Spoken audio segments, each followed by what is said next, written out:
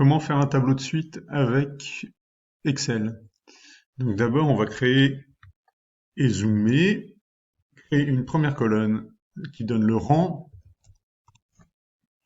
et donner une deuxième colonne qui donne les termes U, ce qu'on appelle U ensuite.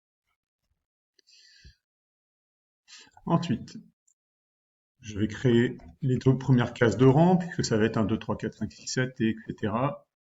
Je garde le doigt appuyé sur la touche 1 et 2. Je prends la petite poignée noire et je descends pour créer un maximum de valeurs. Ici, je déclare le premier terme. Le premier terme, c'est une suite ici d'histoires de bactéries qui commence à 10 000 milliards, c'est-à-dire égal à, on n'oublie pas le égal, 10 puissance, alors puissance c'est chapeau, avec Excel, 10 puissance 13. Donc, je dis que chapeau 13, le chapeau n'apparaît pas tout de suite quand on appuie dessus, il est à côté de la touche P. Voilà la première valeur.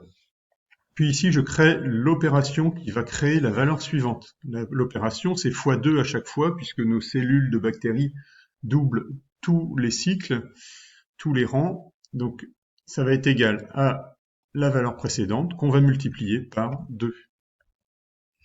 Notre opération de calcul pour créer la suite est uniquement sur cette cellule-là, pas sur les deux. Uniquement sur celle-là. Donc, je vais dessus. Si je double-clique, je vois toujours l'opération.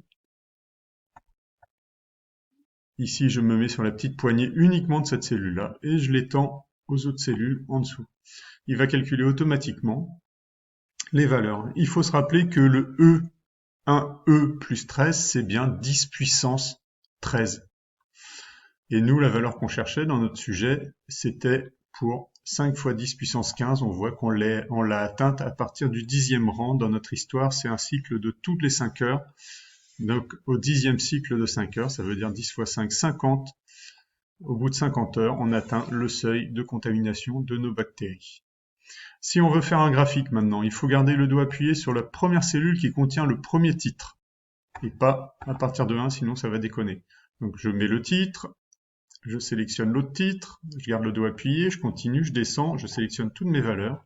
Je vais faire une insertion d'un nuage de points.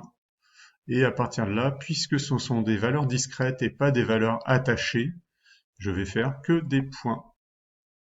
Et donc on voit ici que ça dessine une jolie exponentielle qui montre que c'est bien une suite géométrique. Sinon ça serait une fonction linéaire ou affine, plutôt affine, c'est parce que ça passe pas par l'origine, et qui démarre toujours, on remarquera, à 1 et non pas à 0. D'autre part, on remarque que les rangs sont bien à l'horizontale et que les termes, c'est-à-dire les valeurs de la suite, sont bien à la verticale, ce qui nous en donne également le titre. Si on n'a pas ça, c'est qu'on a mal fait notre graphique.